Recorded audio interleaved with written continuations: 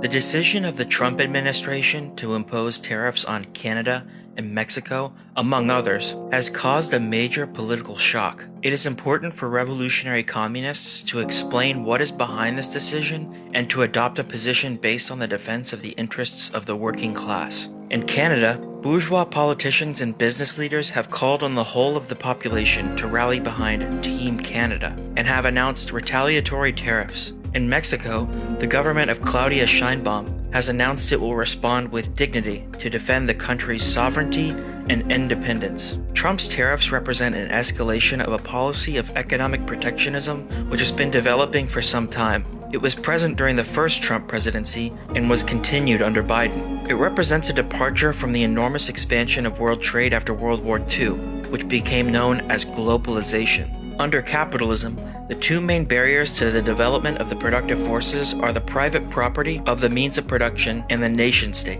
The creation of the nation-state in the period of the bourgeois revolution played an enormously progressive role in breaking down feudal particularism, creating a national market, and providing an impulse to the development of the productive forces. That period came to an end over 100 years ago, with the rise of imperialism. The economic forces conjured by capitalism could no longer be contained within the limits of the national state, which had been transformed into a reactionary fetter. The spiraling crisis and increased antagonism among the imperialist states led to decades of instability and 2 world wars. Only through unspeakable suffering and immense destruction did world capitalism reach a prolonged phase of growth with the post-World War II boom, ending up in the crisis of the 1970s. After the collapse of Stalinism in Russia and with the restoration of capitalism in China, we saw a new period of development of the world market and further economic integration. The availability of a large supply of cheap labor and the opening of new markets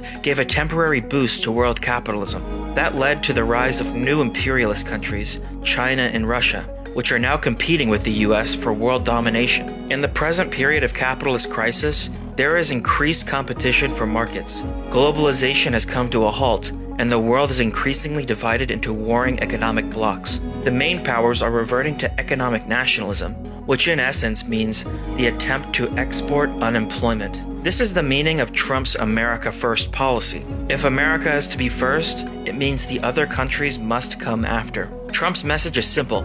If you want to avoid tariffs, bring your production to the US. To the workers in the US, he says, tariffs will bring back well-paid industrial jobs. The problem is that they won't. This policy, in fact, is a recognition of the inability of US capitalism to compete on the world market. Protectionism is a symptom of the crisis of capitalism, and in this particular case, it is a symptom of the relative decline of US imperialism on the world arena and an attempt to stop that process and partially revert it. Protectionism and trade wars cannot solve the crisis of capitalism. They will in fact aggravate it. After the 1929 crash on the stock exchange, it was the policy of competitive devaluations and tariffs that tipped the world economy into a depression. The economies of Canada, Mexico, and the US have become deeply integrated, particularly since the signing of NAFTA in 1994. Supply lines straddle the national borders. Any disruption to these will cause economic pain, which the capitalists will make workers pay for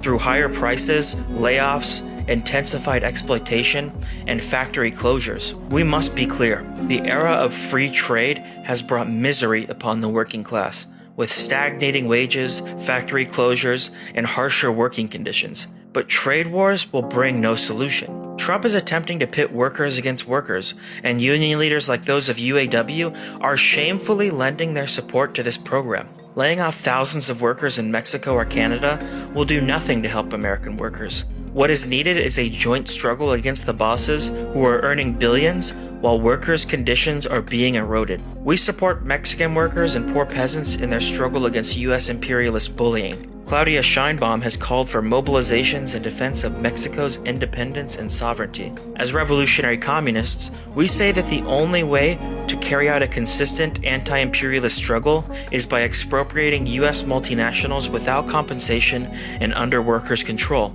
Follow the example of Lázaro Cárdenas when he nationalized British oil companies. If companies shut down production using tariffs as an argument, workers must occupy the plants and demand nationalization under workers' control. Supporting the national bourgeoisie by financing investments and giving them subsidies will not solve the underlying problem of Mexican society. We do not have to change masters. We have to end capitalism. To the Canadian workers, we say, no trust in the bosses or the capitalist politicians. No to the false idea of national unity with the capitalists. We stand for class struggle to defend jobs and conditions, including factory occupations. Instead of subsidies to the capitalists, we stand for nationalization under workers' control with planning for the needs of the people.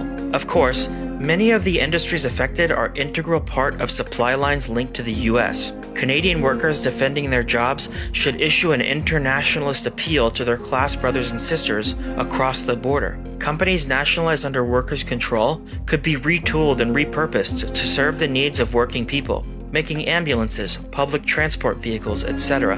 To the US workers, we say, no to partnership with the bosses. Trump's tariffs will solve nothing. Only unionization and class struggle methods can protect jobs and conditions. We need to go back to the proud traditions of the sit-down strikes, which gave rise to the UAW in the 1930s. In the last instance, tariffs and trade wars are a manifestation of the crisis of capitalism. There is no lasting solution for the working class within the limits of this rotten system. It is time for working people to take their future into their own hands and brush aside wage slavery once and for all. For working class unity across borders and for a socialist federation of North America as part of a world socialist federation.